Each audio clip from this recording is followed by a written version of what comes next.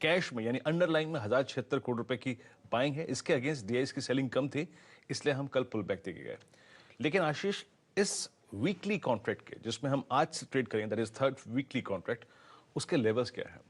देखिए, एफआईएस ने 9 करोड़ रुपए का मात्र इंडेक्स खरीदा और 568 करोड़ रुपए का स्टॉक फ्यूचर बेच के वहां पे लॉन्ग काट लिया और शॉर्ट इनिशिएट किया। इस निफ्टी के चार्ट लेके आइए। इस वीकली कॉन्ट्रैक्ट में डेटा ये कहता है कि नीचे का बेस रहेगा 14400, 14420, ये एक नीचे का बेस रहेगा और ऊपर का टफ रेजिस्टेंस पॉइंट रहेगा 14600, 14650। तो ये है लेवल।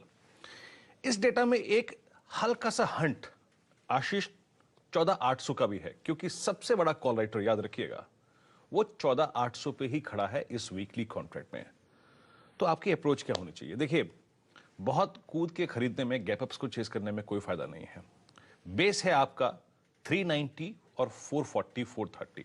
इसके ऊपर दो बाय जोन है। एक तो है आपका 450, 460, 470 पे ले लीजिए, या फिर एक कैलकुलेटेड रिस्क लीजिए आप 530, 540 पे।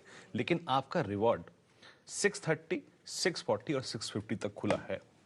650 के ऊपर अगर आप सस्टेन होते हैं तो आप एक अटेम्प्ट 80-90 पॉइंट का, ये वीकली कॉन्ट्रैक्ट की टिप्पणी कर रहा हूं मैं आशीष, आप 750 तक का ले सकते हैं।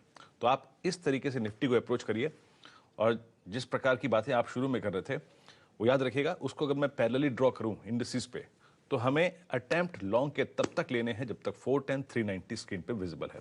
उसके बाद पॉसिबली अगर 390 वॉलेट होता है आशीष, तो इंडेक्स एक प्री इवेंट कंसोलिडेशन मोड में चला जाएगा।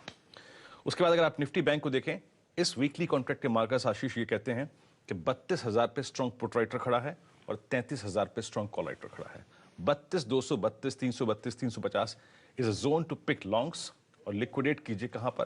करीब करीब 32,980, 32,840 और 32,800 के जोन में। इस वीकली कॉन्ट्रैक्ट में एक रेंज है, उसी को प्ले करिए। बहुत बड़े गैप अप्स को चेज मत करिए आशीष।